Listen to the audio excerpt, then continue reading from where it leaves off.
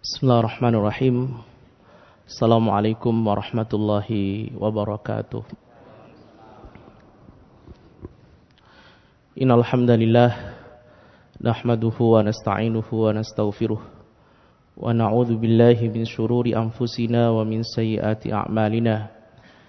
May yahdihillahu fala mudilla lahu wa may yudlil falan tajida lahu waliyyan mursyida.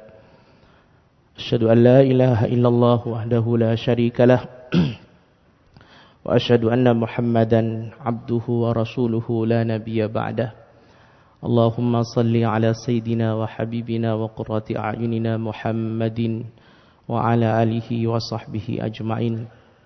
Allahumma arzuqna fahman nabiyyin wa hifdhal mursalin wa ilhamal malaikatil muqarrabin birahmatika ya arhamar rahimin. Allahumma inna nas'aluka ilman nafi'ah wa qalban khashi'ah wa amalan mutaqabbala wa rizqan halalan tayyiban mubarakah. Rabbana zidna ilma warzuqna fahmah. Allahumma a'inna ala dzikrika wa syukrika wa husni ibadatik. Allahumma inna nas'aluka husnal khatimah wa na'udzu bika min su'il khatimah. Taqabbal minna ya karim, walhamdulillahi rabbil alamin. Bapak Ibu jamaah salat subuh Masjid Namira yang dimuliakan Allah Subhanahu wa taala. Beberapa pekan yang lalu, jamaah yang dirahmati Allah, saya hadir di sebuah majelis taklim diundang oleh Lembaga Perbankan Syariah di Sidoarjo. Sebelum memulai acara, saya ingat waktu itu ada satu jamaah ibu-ibu yang kemudian dia bertanya, kalimat pertanyaannya kemungkinan besar ini juga menjadi masalah kita bersama. Dia bilang begini, Ustadz, saya itu kalau ada di kantor suka-suka gelisah, Ustadz. Saya punya anak SMP 1 dan anak sudah usia kuliah 1, kata dia. Ketika saya jauh dari mereka, mereka ada di sekolah, saya ada di kantor, itu suka-suka saya khawatir. Kira-kira anak saya ini di sekolahnya melakukan apa? Apakah dia berteman dengan anak yang baik, sehingga melakukan hal baik? Atau justru sebaliknya Ustadz, dia berteman dengan anak yang dalam tanda kutip kurang sholih, sehingga punya potensi melakukan amal-amal yang tidak baik. Itu kira-kira gimana cara nenangkan hati saya, Ustaz? Saya mau tanya Bapak Ibu, kira-kira pernah begitu? Pernah gak begitu? Kita hari ini kadang memikirkan anak kita yang tidak dalam pengawasan kita, itu suka-suka gelisah, Pak. Saya mau tanya, siapakah di antara kita yang 24 jam bisa ngawasi anaknya? Ada enggak? 24 jam ngawasi anaknya. Saya yakinnya tidak ada di zaman ini orang yang bisa ngawasi anaknya 24 jam. Terutama anak yang sudah usia sekolah. Apalagi yang sudah pegang handphone, Pak. Dulu ketika zaman kita, ketika tidak ada gadget ini, Pak, mungkin tahun 90-an atau tahun 2000-an, gadget waktu itu masih tidak ada seperti sekarang ini. Itu kalau anak kita ada di rumah, kita bisa sepenuhnya ngawasi dia. Apa yang dia lakukan kita tahu. Tapi hari ini ketika gadget itu dipegang oleh anak-anak kita, jangankan dia jauh dari kita, di depan kita saja, saat dia makan bersama kita, sambil main gadgetnya, itu suka-suka dia miringkan tuh gadgetnya, Pak. Itu kita tidak bisa ngawasi dia walaupun dia ada di hadapan kita. Kita tidak tahu dia ngapain dengan temannya di dalam gadgetnya itu. Maka wajar kalau hari ini kemudian ada orang tua yang suka-suka bingung, suka-suka gelisah ketika jauh dari anaknya. Kira-kira anaknya aman atau enggak? Anaknya bikin kebaikan atau malah bikin keburukan. Itu wajar sekali. Dan itu artinya dia orang tua yang sayang sama anaknya. Waktu itu jawaban saya singkat. Saya bilang begini. Ada satu doa yang doa ini dulu diajarkan oleh baginda Nabiullah Ibrahim alaihissalam kepada Nabiullah Ishak dan Nabiullah Ismail alaihissalam. Doa ini secara khusus oleh baginda Nabiullah Ibrahim dibacakan kepada keduanya sejak mereka kecil, sehingga mereka kemudian tumbuh menjadi dewasa, menjadi orang yang sangat luar biasa salih. Doa ini pula jemaah yang dirahmati Allah, yang dalam kitab Al-Bidayah wan Nihayah karya Imam Ibnu Katsir juga dibacakan oleh baginda Rasul kepada dua cucunya, Sayyiduna Hasan dan Sayyiduna Husain. Baginda Rasul sering membacakan doa ini kepada beliau berdua, sehingga kita juga tahu beliau berdua tumbuh dewasa dalam keadaan yang sangat saleh sekali. Bunyi doanya begini, Pak. Bapak Ibu bisa catat. Dan Bapak Ibu bisa sampaikan ini, bacakan ini kepada anak-anak kita. Saat mereka tidur, saat mereka pamitan ke sekolah, bacakan doa ini. Kalimatnya adalah u'idzuka bi kalimatillahi tammah min kulli syaitanin wa hammah wa min kulli ainil lammah. Bisa, Pak? U'idzuka bi kalimatillahi tammah. Aku memintakan perlindungan kepada Allah untukmu, anakku. Min kulli syaitani wa hammah. Dari godaan setan dan dari ancaman hewan-hewan yang membahayakan. Wa min kulli ainil lammah, dan dari penyakit ain. Cuma ini dirahmati Allah. Kita perlu sadar, kalau kita tidak bisa ngawasi anak kita sepanjang 24 jam lamanya, atau dia jauh dari kita, titipkan pengawasannya kepada siapa? Kepada Allah Subhanahu wa Ta'ala. Maka baginda Rasul bilang kepada Sayyiduna Husain dan Sayyiduna Hasan, u'idhukuma bi kalimatillahi tammah. Aku memintakan perlindungan kepada Allah untuk kalian berdua dengan kalimat Allah yang sempurna, min kulli syaitani wa hammah, dari godaan setan dan dari bahaya hewan-hewan yang membahayakan, wa min kulli ainil lammah, dan dari penyakit-penyakit ain. Itu, Pak, mereka semua tumbuh dewasa dalam keadaan yang sangat salih sekali. Ya. Karena begini, kita perlu menitipkan anak kita kepada Allah. Satu, dari setan, Pak. Anak itu kalau sudah jauh dari setan, Bapak lepas kemana saja, di hatinya itu masih ingat mana yang boleh saya lakukan, mana yang enggak boleh. Walaupun dia berada jauh dari mata pandangan kita, dia tetap akan ingat bahwa ini boleh, ini enggak, ini halal, ini haram.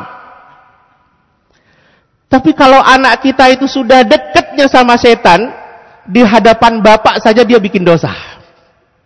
Ya kan? Di hadapan kita saja dia bikin dosa. Di kamarnya dia bikin dosa. Apalagi jauh dari kita. Dulu, Pak, namanya hewan buas itu, hewan yang berbahaya itu dulu biasa masih serigala, masih harimau. Sekarang nyamuk itu buas, Pak. Ya kan? Nyamuk itu bisa masuk ke kamar anak kita, kemudian menggigitnya, besoknya masuk ke rumah sakit dia. Apa penyakitnya? Demam berdarah. Maka kalau kita tidak mintakan perlindungannya kepada Allah, bisa saja anak kita kena itu. Kemudian yang terakhir, mintakan perlindungan dari penyakit ain. Karena penyakit ain ini, jemaah yang dirahmati Allah, suka-suka menimpa kita semua. Terutama kalau anak kita itu good looking, bahasa kita. Ya. Maka jemaah yang dirahmati, ini penting sekali, hafalkan doa ini. Saya terbiasa membacakan doa ini saat anak mau berangkat sekolah. Dia salim sama kita, sungkem sama kita, tarik tangannya, bisikkan ke telinganya, u'idzuka bi kalimatillahi tammah min kulli syaitani wa hammah wa min kulli ainil lammah. Kalau dia tanya, itu mantra apa ya? Jawab, itu doa di mana ayah menginginkan engkau dilindungi sama Allah Subhanahu wa Ta'ala. Tampakkan bahwa anak kita itu, dia paham bahwa abinya, bahwa uminya tidak ridho kalau kemudian di sekolah dia bikin yang macam-macam. bahwa orang tuanya nggak rela kalau dia bikin maksiat di luaran sana, maka doa itu dia sampaikan pada anaknya. Kita berdoa mudah-mudahan anak kita salih-salihah semua, jemaah yang dirahmati Allah Subhanahu wa taala. Bapak Ibu yang dirahmati Allah, tema kita pagi hari ini adalah dunia akhirat kita baik-baik saja. Tema ini saya terinspirasi di hari Kamis 2 hari yang lalu, Pak. 2 hari yang lalu ya. Sabtu, Jumat, 3 hari yang lalu. Malam Kamis saya hadir di sebuah majelis yang dilaksanakan di sebuah perumahan elit di Surabaya. Majelis ini yang hadir lumayan banyak, Pak. 150-an lebih. Dilaksanakan di sebuah rumah yang besar, mewah, sehingga cukup untuk 150 orang lebih. Majelis ini dilaksanakan setiap Kamis malam Jumat dan sudah istiqomah sepanjang 8 tahun lamanya. Mulai 2015 sampai 2023. Menariknya, majelis ini, jemaah yang dirahmati Allah, justru yang menjadi ketua majelis ilmunya itu adalah pemilik rumah tadi.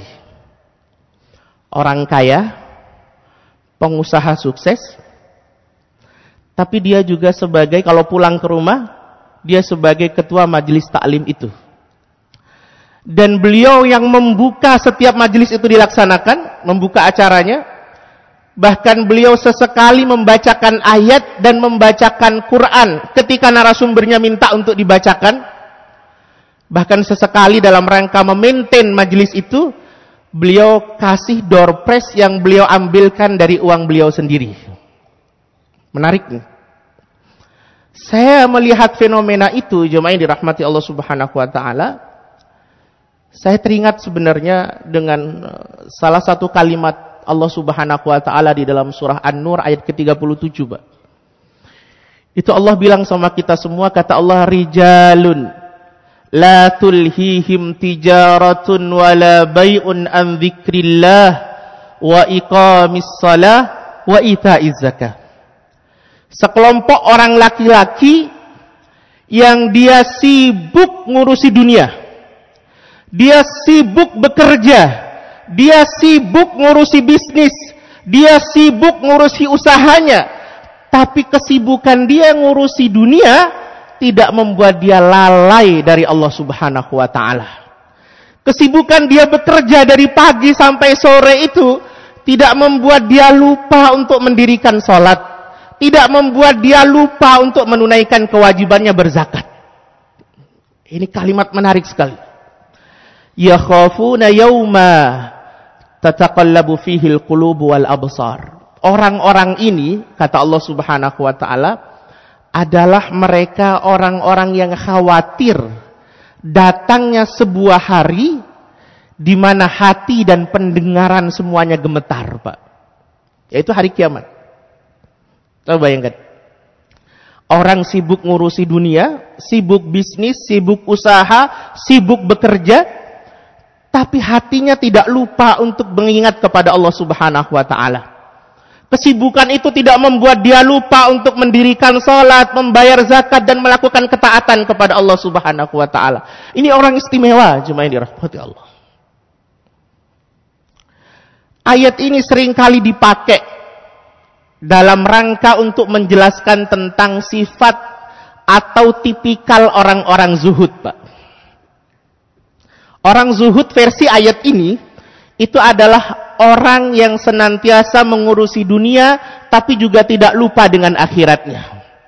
Orang yang punya bisnis, pengusaha sukses, orang yang kemudian bekerja dari pagi sampai sore bahkan lemburan sampai malam, tapi hatinya tidak pernah lupa untuk kemudian zikir pada Allah, datang ke majelis taklim, mendirikan salat, waktunya bayar zakat, dia bayar dengan sangat tulus.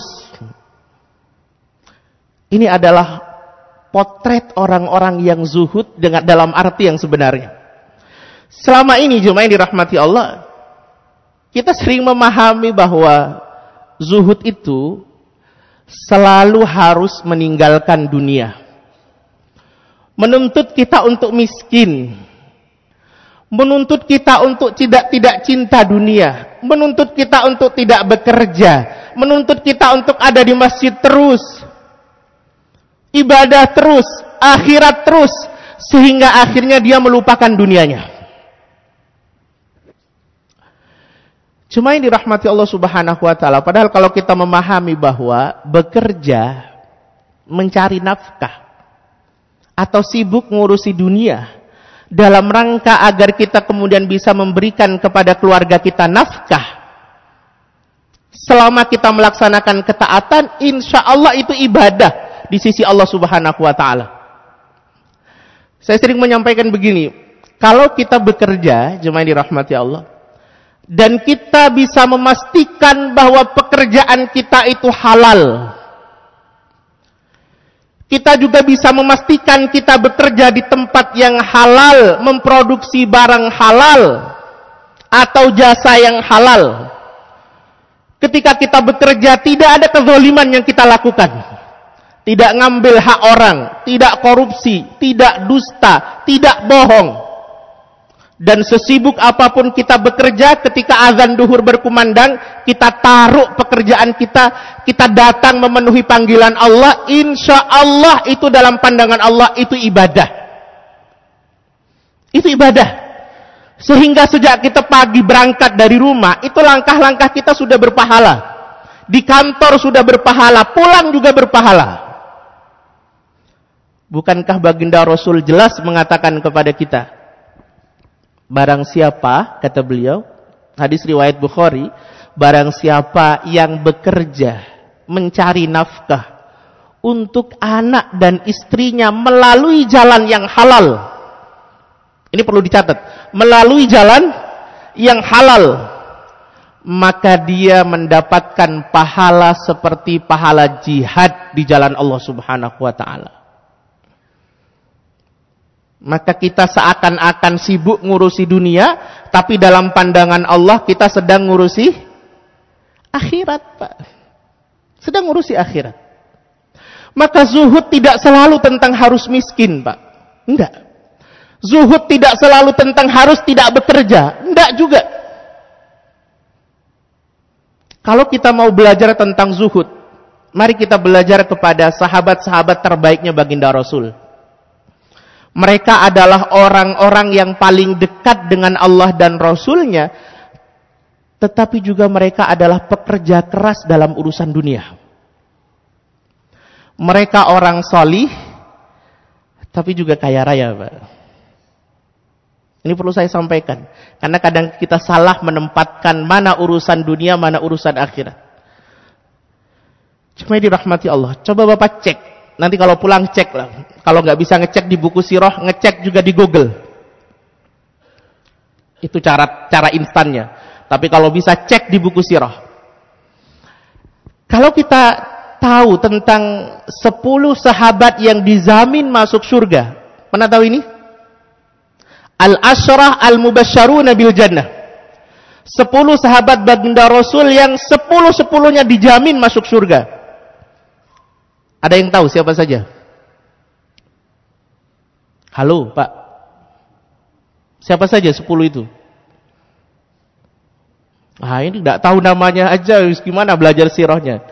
10 itu dijamin masuk surga. Abu Bakar, Umar, Utsman, Ali. Siapa lagi? Hah? Sa'ad bin Abi Waqqas. Ada yang bisa nyebut lagi? Hah? Abdurrahman bin Auf, 6. Ada yang bisa nyebut lagi? Abu Ubaidah al-Jarrah, ada lagi? Oh, sebagian sudah nyontek tuh di Google. Ada lagi? Talha. Terus tinggal 2. Sa'id bin Zaid. Oh, kalau di belakang ini perlu dicurigai ini. Ada lagi satu lagi. Zubair bin Awam. Itu 10 tuh, Pak. Itu 10 orang yang dijamin masuk surga. Bapak bisa cek berapa yang kaya dan berapa yang miskin. Semuanya orang zuhud. Kita yakin semuanya orang zuhud karena semuanya dijamin masuk surga. Karena kezuhudan mereka, karena ketaatan mereka. Dari 10 kira-kira siapa yang miskin, siapa yang kaya? Berapa yang miskin, berapa yang kaya? Ali, siapa lagi? Hah? Berapa? Siapa lagi? Gak ada lagi. Hanya Ali yang miskin. 9 semuanya orang kaya. Bahasa kita hari ini miliarder dan triliuner. Saya kasih contoh dikit saja. Zubair bin Awam, atau dari yang urutan tertinggi Abdurrahman bin Auf. Itu kata Imam Ibnu Katsir dalam kitabnya Al-Bidayah wa Nihayah. Beliau itu ketika meninggal, beliau meninggalkan harta sebanyak 3.200.000 dinar. 3.200.000 dinar. Itu kalau dikrus dalam rupiah hari ini, itu senilai 6,5 triliun. Coba. Di bawahnya lagi ada Zubair bin Awam. Zubair bin Awam itu ketika meninggal, dia kemudian mewariskan harta sekitar 3,5 triliun. Coba bayangkan. Jadi jemaah dirahmati Allah Subhanahu wa taala, mereka semua orang zuhud. Mereka semua orang zuhud. Tapi mereka juga tidak kemudian antipati dengan dunia. Mereka adalah orang yang tidak menginginkan dunianya sengsara, akhiratnya bahagia. Enggak. Mereka adalah orang yang menginginkan akhirat dunia baik-baik saja. Maka dari 10 ini, yang semuanya masuk surga, hanya Ali bin Abi Thalib, yang memang beliau kelemahannya adalah finansial, tapi kekuatannya adalah pengetahuan. Itu Ali bin Abi Thalib. Dan itu bukan sebuah aib. Itu bukan sebuah aib. Maka jemaah dirahmati Allah Subhanahu wa taala, ini pelajaran besar bahwa zuhud tidak selalu meninggalkan dunia. Saya kasih contoh, kenapa kemudian Umar ibn Khattab pernah suatu waktu, Pak, beliau itu sedang daur itu berkeliling, Pak. Beliau itu berkeliling melihat rakyatnya. Tiba-tiba di sela-sela beliau berkeliling itu, beliau kemudian menjumpai ada sebuah masjid. Ada riwayat yang mengatakan kejadian ini di Yaman. Karena waktu itu Amirul Mukminin sudah menaklukkan Yaman. Ada juga yang mengatakan kejadian ini di Madinah. Tapi yang jelas beliau berkeliling, beliau ketemu masjid. Di dalam masjid itu, beliau mendapati ada sekumpulan pemuda yang sedang khusyuk iktikaf. Ini kisahnya masyhur sekali. Mereka iktikaf, ada yang sholat sunnah, ada yang baca Quran, ada yang berzikir. Dan Umar mendapatkan informasi bahwa mereka sudah lama di situ. Berhari-hari. Bukan hanya hari itu, tapi berhari-hari. Dan mereka tidak bekerja. Itu Umar datang ke dalam masjid itu dan mengatakan, "Ishhada," kata Umar, bahasa kita hari ini. "Man antum? Siapa kalian ini?" Lihat kalimat mereka dengan percaya diri, mereka bilang, "Nahnu mutawakkilun," kata mereka. Kami adalah orang-orang yang berserah diri kepada Allah Subhanahu wa taala. Kami menghabiskan hari-hari kami untuk ibadah, berzikir, baca Quran, salat sunnah dan lain sebagainya. Bal antum kadzabtum, kata Umar. Bukan, kalian bukan orang yang berserah diri kepada Allah, bertawakal kepada Allah, bahkan kalian adalah pembohong. Coba bayangkan. Kata Umar, "Inna sama'a la yuftiru dhahaban wala fiddah."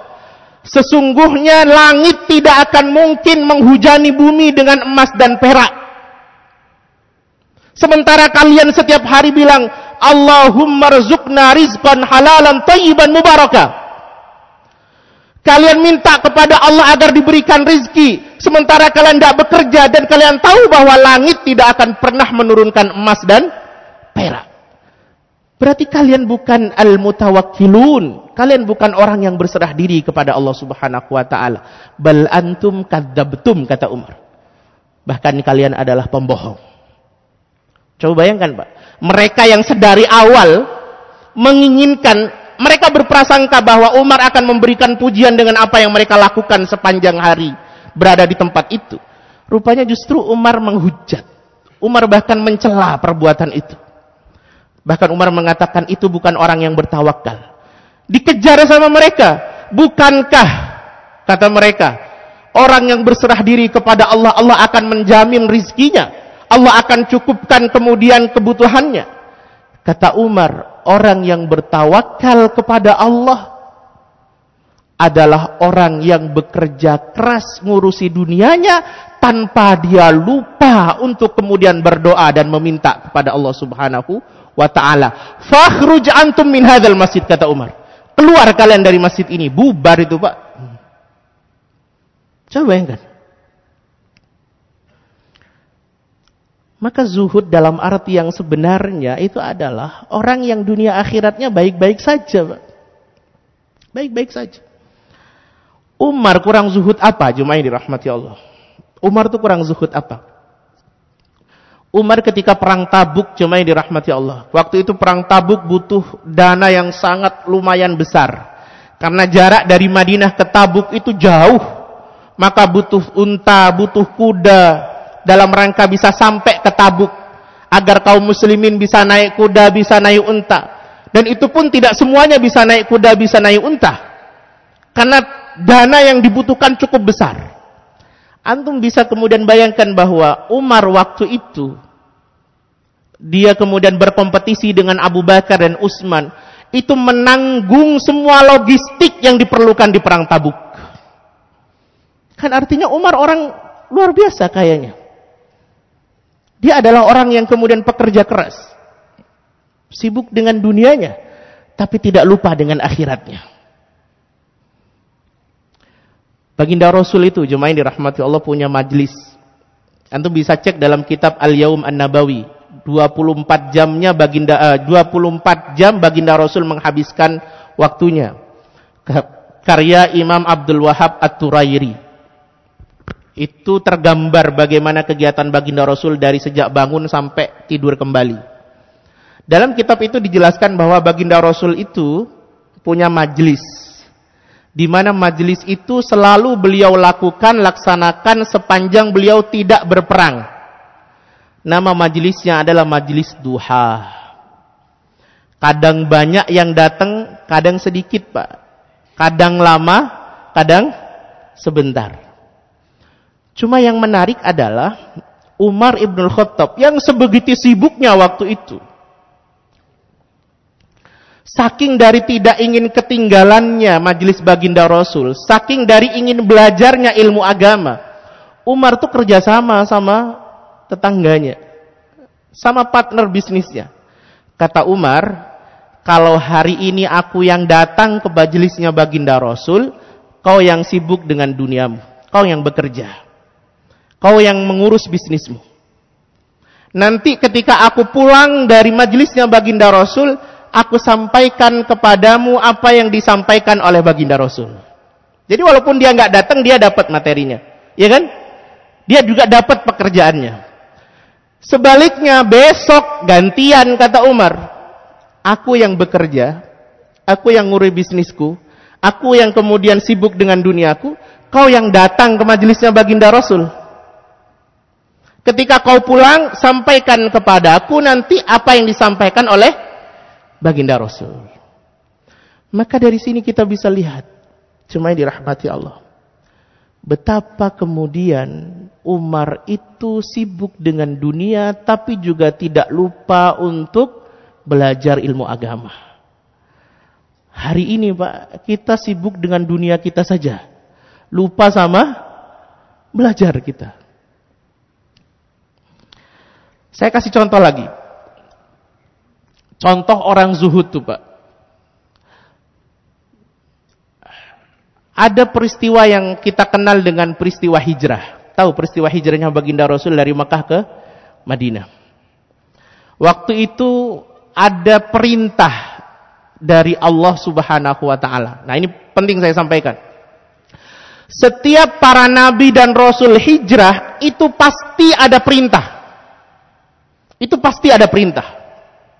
Nabi hijrah ke Madinah itu karena perintah Allah Subhanahu wa ta'ala. Ibrahim hijrah dari Babilonia, Irak ke Syam, Baitul Maqdis, itu karena diperintah oleh Allah Subhanahu wa ta'ala.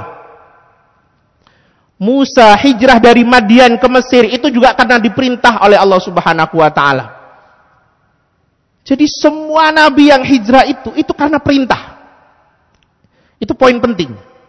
Kalau nggak diperintah kemudian hijrah, terjadilah seperti apa yang kemudian terjadi kepada Yunus bin Matta. Nabiullah Yunus alaihissalam itu hijrah, meninggalkan kaumnya, pergi jauh dari kaumnya, itu tanpa ada perintah, maka Allah hukum dia dengan dimasukkan ke dalam perut ikan. Itu karena hijrahnya tidak ada perintah. Maka hari ini ada yang kemudian mengatakan, kenapa kemudian para orang-orang Palestina, orang-orang Gaza itu tidak hijrah, sementara kondisi mereka sudah tidak kondusif. Loh, hijrah itu kalau ada perintah dari Allah Subhanahu wa taala, bukan karena kondisi yang tidak kondusif. Kalau karena kondisi yang tidak kondusif, baginda Rasul itu sudah hijrah sejak tahun kedua, ketiga kenabian. Ketika beliau kemudian diboikot dan banyak kemudian orang-orang yang dibunuh itu sudah hijrah. Tapi tidak, bukan karena kondusif atau tidak kondusif. Negeri ini, jemaah yang dirahmati Allah, republik ini, kalau karena kurang kondusif kemudian harus hijrah, negeri ini gak bakalan merdeka, Pak. Gak bakalan merdeka. Belanda ketika kemudian menjajah kita, kemudian ada banyak yang terbunuh, ada banyak yang hancur, kemudian atas alasan tidak kondusif kita hijrah, yang gak bakalan ada republik ini. Itu kan karena mereka memperjuangkan, baru kemudian republik ini hadir di tengah-tengah kita. Sama, maka ada orang yang kemudian mengatakan, kenapa ndak hijrah saja? Kan sudah tidak kondusif. Hijrah itu alasan pertamanya karena diperintah sama Allah Subhanahu wa taala. Bukan karena tidak kondusif. Tidak kondusif itu alasan kesekian. Tapi alasan yang pertama orang itu hijrah, nabi itu hijrah, rasul itu hijrah, itu karena mereka diperintah oleh Allah Subhanahu wa taala. Jadi kalau hari ini ada orang yang bilang, kenapa orang-orang Gaza, orang-orang Palestina itu kemudian tidak hijrah di tengah gempuran orang-orang Zionis yang sangat luar biasa itu, padahal kondisi mereka sudah tidak kondusif, itu artinya mereka tidak paham antara hijrahnya Nabi dengan hijrahnya para Rasul. Bahwa semua Rasul yang hijrah itu diperintah. Kalau hari ini ada yang menyamakan bahwa orang Palestina, orang Gaza kenapa tidak kemudian hijrah, padahal Nabi dulu hijrah ketika tidak kondusif, itu artinya jemaah yang dirahmati Allah, dia tidak paham hakikat hijrah itu seperti apa. Hijrah itu atas dasar perintah, bukan atas dasar kurang kondusif. Paham ya? Saat itu ketika ada instruksi dari Allah bahwa semua kaum muslimin diminta untuk hijrah ke Madinah, ada kalimat dari baginda Rasul yang menarik sekali. Kata beliau, mulailah kalian hijrah secara bertahap dan tinggalkan barang-barang yang memberatkan. Coba tinggalkan barang-barang yang memberatkan perjalanan. Mereka tuh punya rumah, Pak. Apalagi orang-orang kayanya itu punya rumah besar-besar. Kalau hari ini disuruh hijrah, tinggalkan barang-barang, kita tinggal kemudian jual, kita masukkan mobil banking kita, bawa handphone kita ke tempat hijrah, selesai. Harta kita masih utuh. Tapi dulu nggak ada mobil banking, Pak. Itu duit dirham dinar itu masih berupa lempengan emas kayak gini nih. Masih bunder-bunder itu. Itu berat. Itu kalau kemudian orangnya punya 100.000 dinar atau 100.000 dirham, itu perlu gotong pakai karung itu, Pak. Dan itu memberatkan. Maka sebagian besar para sahabat ninggalin asetnya di Mekah, ninggalin rumahnya di Mekah, bahasa kita, pabriknya ditinggalkan, kantornya ditinggalkan. Mereka hanya membawa yang bisa dibawa dan tidak memberatkan. Bahkan kita tahu Abdurrahman bin Auf itu ketika sampai di Madinah, beliau memulai bisnisnya dari nol lagi. Bahkan untuk sekedar memulai bisnis, modalnya beliau pinjem dari orang yang dipersaudarakan dengan Abdurrahman bin Auf. Coba. Tapi jemaah yang dirahmati Allah, sahabat-sahabat ini karena zuhudnya mereka, Ketika dunia itu diperbandingkan dengan Allah, mereka pasti pilih Allah Subhanahu wa taala. Mereka tinggal tuh dunia. Ketika diperbandingkan, kalau kita suruh milih nih, kau pilih dunia atau kau pilih Allah, orang-orang zuhud pasti pilih Allah Subhanahu wa taala. Maka mereka tinggalkan dunia. Mereka memulai lagi di Madinah. Itu kasus sama kita, bisa Pak. Kita apa kasusnya? Kalau kemudian kita bekerja, di tengah sibuk kita bekerja, sibuk kita berbisnis, tiba-tiba azan duhur berkumandang. Itu sebenarnya, hakikatnya, kita itu sedang ditawarkan. Kau pilih dunia atau pilih Allah? Maka kalau hati kita zuhud, kita taruh itu Pak. Kita berangkat ke masjid. Kita taruh. Coba bayangkan, kalimat saya taruh. Bukan tinggalin, taruh. Kemudian kita berangkat ke masjid, kita sholat di masjid, habis itu kita kembali, sibuk lagi. Para sahabat dulu itu, mereka harus ninggalin harta dan asetnya. Hari ini, kita tidak diminta ninggalkan. Kita diminta hanya taruh sejenak. Tutup laptopmu itu. Tinggalin itu semua. Taruh itu semua. Berangkat ke masjid. Temui Allah Subhanahu wa taala. Respon panggilan Allah Subhanahu wa taala. Nanti selesai balik lagi. Kalau begitu, antum min ahli zuhdi. Kita semua ini bagian dari orang-orang yang zuhud, Pak. Tapi kalau kemudian azan berkumandang, kita seperti tidak mendengar apa-apa. Sibuk aja dari pagi sampai sore, sampai lupa sholat, lupa zikir, lupa pada Allah Subhanahu wa taala. Itu baru yang disebut dunia itu hina. Paham ya? Gini loh Pak. Kalau kita mau objektif ya. Dunia itu ujian. Akhirat, dunia itu atau kaya itu ujian. Miskin pun juga ujian. Tapi antum bisa cek di dalam Quran. Saya kasih clue-nya aja. Antum bisa cek di dalam Quran. Kalau Allah bicara dunia, dan itu hanya satu-satunya, dan itu menjadi tujuan, selalu kalimat Allah negatif. Saya kasih contoh nih. Wa mal hayatud dunya illa. Halo. Wa mal hayatud dunya illa mata'ul ghurur. Dan tidaklah dunia itu melainkan hanya kenikmatan yang menipu. Kita sering pakai ayat ini, Pak. Tapi kadang kita nggak ngerti konteksnya apa. Ayat ini berbicara tentang dunia sebagai satu-satunya. Dunia sebagai yang dicari satu-satunya. Dunia sebagai tujuan. Maka ayatnya menjadi negatif. Wa mal hayatud dunya illa mata'ul ghurur. Dan tidaklah dunia itu melainkan hanya kenikmatan yang menipu, kata Allah Subhanahu wa taala. Betul, ketika dunia hanya dipandang sebagai tujuan.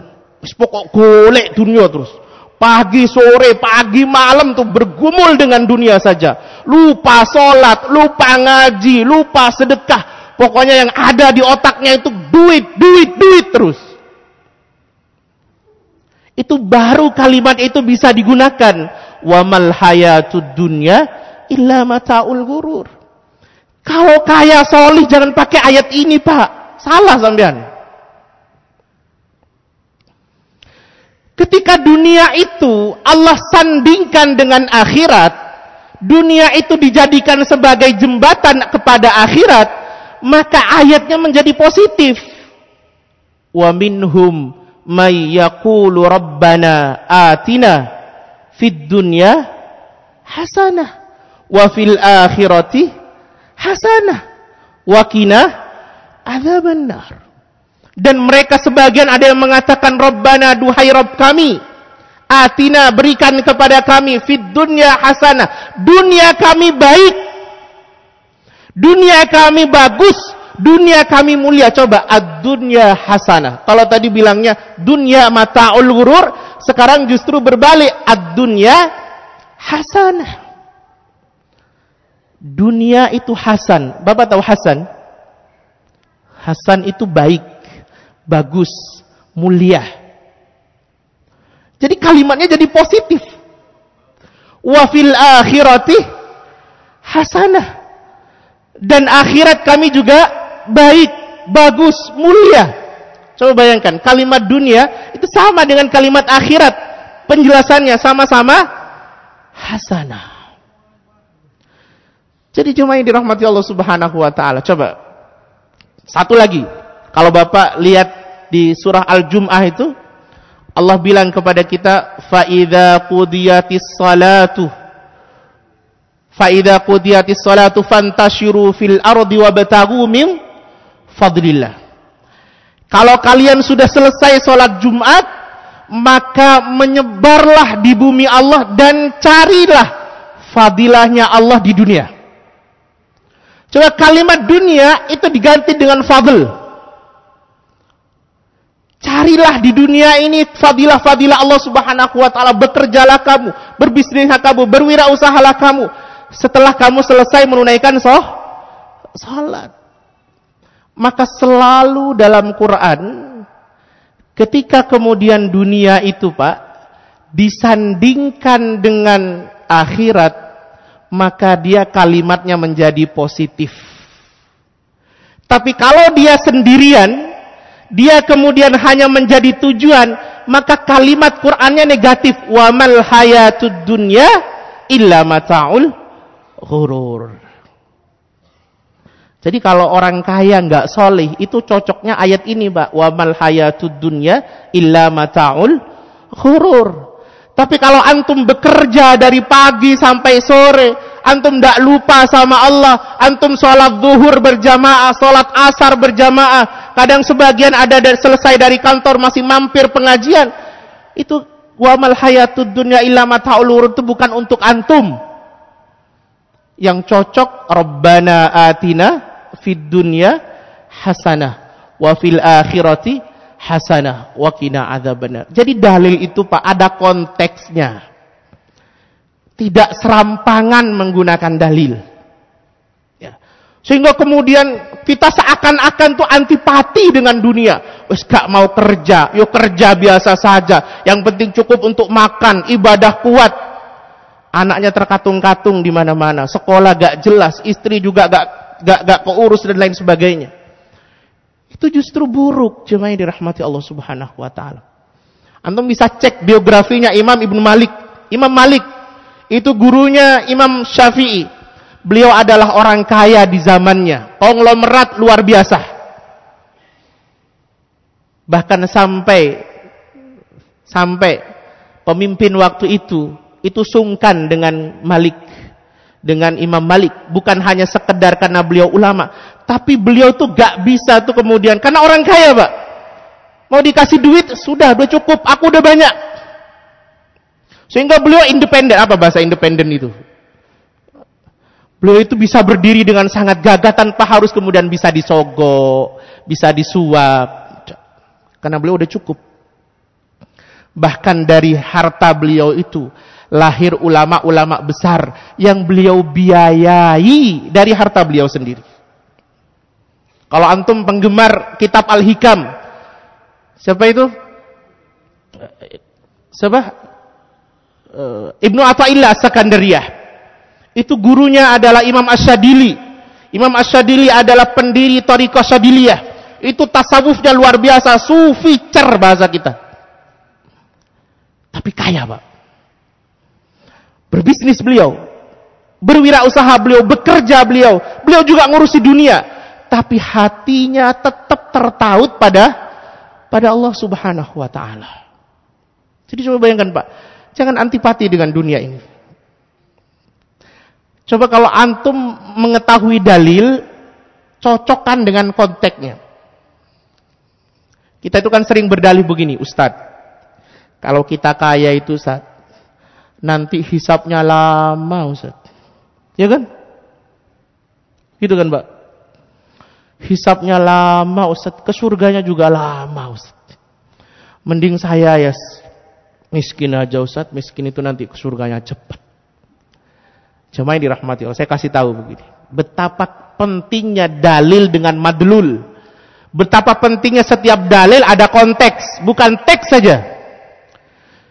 Kalimat itu bahwa orang kaya nanti masuk surganya itu kemudian belakangan karena hisabnya lama, itu oleh baginda Rasul tidak disampaikan dalam kondisi majelis taklim begini nih Pak, enggak.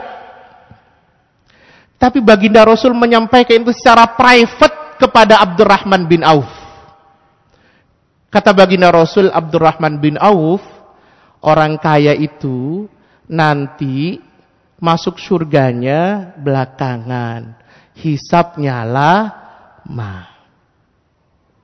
Tidak disampaikan di publik begini, ndak. Ini saya saja salah nyampaikan ini ke sampean. Itu baginda Rasul menyampaikannya secara private, forumnya private, hanya orang-orang kaya, terutama Abdurrahman bin Auf, karena kayanya wis gak ketulungan, Pak. Itu juga Abdurrahman bin Auf sempat salah nafsirkan itu. Karena setelah itu kemudian Abdurrahman bilang, aku ingin miskin ya Rasulullah. Maka beliau punya kemudian keinginan untuk miskin tuh.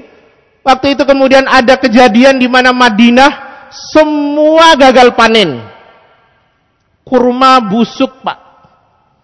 Maka kata Abdurrahman bin Auf, ini kesempatan saya untuk jadi miskin. Dibeli semua kurma yang busuk-busuk itu dengan harga normal. Coba bayangkan. Ini lah bunuh diri namanya. Dengan harga normal, agar semua orang Madinah yang punya kurma tidak rugi, dibeli, Pak. Hartanya sudah tinggal sedikit. Tiba-tiba di Yaman, qadarullah terjadi wabah yang sangat luar biasa, justru obatnya kurma busuk, Pak. Bayangkan. Maka orang Yaman mencari kurma busuk, gak ada yang punya. Hanya Abdurrahman bin Auf yang punya hak paten dari kurma busuk itu. Maka datanglah utusan dari Yaman ke mana? Ke Madinah. Dia kemudian ingin membeli kurma busuk. Kata orang Madinah, kurmanya busuk itu sudah ditebas semua sama Abdurrahman bin Auf. Kalau kau mau beli sama Abdurrahman. Abdurrahman punya itu semua, tidak ada yang punya lagi sama dia. Dijual dengan harga mahal sekali. Itu hartanya lipat-lipat, Pak. Gak bisa jadi orang miskin tuh. Kalimat itu disampaikan kepada Abdurrahman sebagai tazkir, sebagai peringatan, sebagai pengingat bahwa hati-hati jadi orang kaya, wahai Abdurrahman. Karena harta orang kaya itu, dia akan ditanya dari mana dapat, kemana dibagikan atau dimanfaatkan. Kalau kemudian tidak baik saja atau harta itu biasa saja ditanyalah lama, apalagi kemudian tidak dibuat untuk kebaikan, pasti lebih lama. Jadi hati-hati, kata baginda Rasul, hati-hati dengan kekayaan itu. Kalau kekayaan dibuat untuk ketaatan, tidak masalah, jemaah yang dirahmati Allah Subhanahu wa Ta'ala. Dan antum juga perlu ingat, baginda Rasul di forum yang lebih luas, beliau bilang kepada para sahabat, kadal fakru ayyakunu kufran. Ingat kata baginda Rasul, kemiskinan itu bisa menyebabkan kekufuran. Coba bayangkan. Forumnya beda. Kalau tadi forum private, hanya orang kaya, hanya Abdurrahman bin Auf. Ini forumnya sudah agak luas, karena banyak orang miskin di situ. Maka beliau bilang, kadal fakru ayyakuna kufran. Hati-hati dengan kemiskinan, karena miskin itu bikin orang kufur. Sekarang narasinya, mana yang seimbang? Kadang nggak seimbang.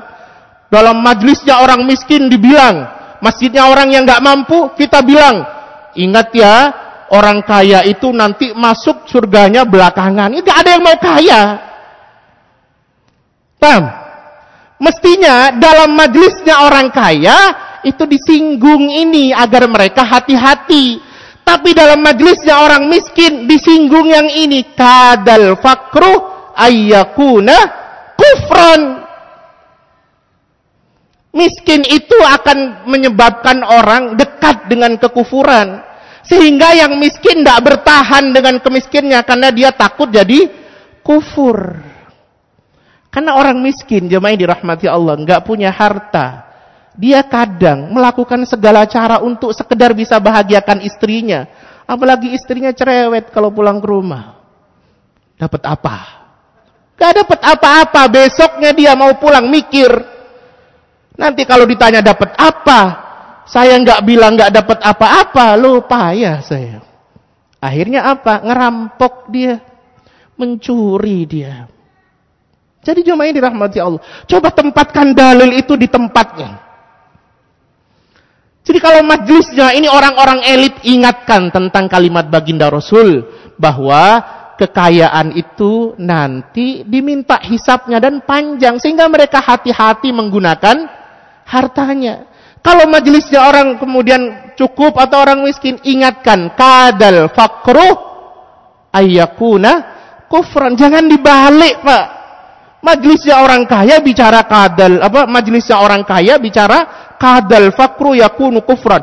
Majelisnya orang miskin bicaranya nanti orang kaya itu hisapnya panjang. Jadi bolak-balik. Ini namanya orang paham dalil tapi tidak paham madlul. Paham ya? Paham teks tapi tidak paham konteks. Saya kasih contoh lagi. Sering kita itu, laki-laki terutama, masih ada Pak ya? Oke, 3 menit lagi ya. Sering kita itu, para suami, itu berdalil dengan kalimat, kalau istri tidak mau diajak untuk ke kamar, memenuhi jatah suami, maka dia dilaknat sampai pagi hari. Ya kan? Kita paham dalil itu. Bapak-bapak paham. Paling sebelum menikah sudah belajar pada dalil ini. Ini sebenarnya dalil ini, teksnya, itu konteksnya disampaikan kepada ibu-ibu. Tidak disampaikan kepada bapak-bapak. Karena kalau disampaikan kepada bapak-bapak, itu menjadi jurus bagi bapak-bapak untuk mengintimidasi ibu-ibu. Paham ya? Jadi jangan serampangan baca dalil tapi gak tahu konteks gitu maksud saya. Dalil ini nih khusus ibu-ibu, biarkan ibu-ibu tuh paham. Kalau diajak sama suami mbok mau, karena bisa dilaknat. Biarkan itu dipahami ibu-ibu. Kan sampai ada yang bilang, Ustadz gimana caranya istri saya itu kalau diajak gak mau Ustadz. Ustadznya bilang, nih saya punya jurusnya. Dikasih hadis ini, salah Pak. Biarkan itu dipahami sama ibu-ibu. Bapak-bapak itu memahami khiyarukum li ahlik. Yang terbaik bagi kalian adalah yang terbaik bagi keluarganya. Yang santun, yang sabar, yang lemah lembut, bukan yang suka intimidasi. Jadi jangan bersembunyi dari hadis ini. Kemudian menjadikan hadis ini sebagai jurus untuk memenangkan diri dari ibu-ibu. Ya siapa tahu ibu-ibunya capek. Dia bekerja juga menanggung nafkah keluarga. Tiba-tiba bapak keluarkan jurus mautnya ini. Ya salah Pak. Paham ya? Jadi ada dalil, ada madlul, ada teks, ada konteks. Jangan serampangan gunakan dalil. Sama kayak tadi. Wa mal hayatud dunya illa mata'ul ghurur. Dengan Rabbana atina fid dunya hasanah, itu konteksnya berbeda. Sama dengan kaya itu kemudian nanti hisapnya lama, dengan miskin itu kemudian dekat dengan itu juga konteksnya beda. Terakhir saya ingin menyampaikan bahwa jangan antipati dengan dunia. Silakan bekerja, silakan berbisnis, silakan berwirausaha, tapi tolong jangan lupa pada akhirat. Rijalun la tulhihim tijaratu wala bai'un an dzikrillah wa iqamis shalah wa ita'iz zakah. Kita semua ingin, karena kalau kita mau jujur, lebih enak mana kaya zuhud atau miskin zuhud? Ayo jujur. Kaya zuhud. Ustadz manapun saya yakin pasti bilang kaya zuhud Ustadz. Ya makanya tuh mbok adil menempatkan dalil gitu. Jangan miring kanan, miring kiri. Sehingga orang benci pada kekayaan, tapi malah suka pada kemiskinan. Ya nggak maju-maju negeri ini dan agama ini. Maka adil dalam menggunakan dalil. Itu membuat kita, dunia akhirat kita baik-baik saja. Rabbana zalamna anfusana wa illam taghfir lana wa tarhamna lanakunanna minal khasirin. La ilaha illa anta subhanaka inna kunna minadh dhalimin. Allahumma inna nas'aluka husnal khatimah wa na'udzubika min su'il khatimah. Rabbana atina fid dunya hasanah wa fil akhirati hasanah wa qina adzabannar wa adkhilnal jannata ma'al abrar ya aziz ya ghaffar ya rabbal alamin. Sallallahu ala sayidina wa habibina wa qurrati a'yunina Muhammadin wa ala alihi wa sahbihi ajmain walhamdulillahi rabbil alamin. Subhanakallahumma wa bihamdika asyhadu an la ilaha illa anta astaghfiruka wa atubu ilaik. Assalamualaikum warahmatullahi wabarakatuh.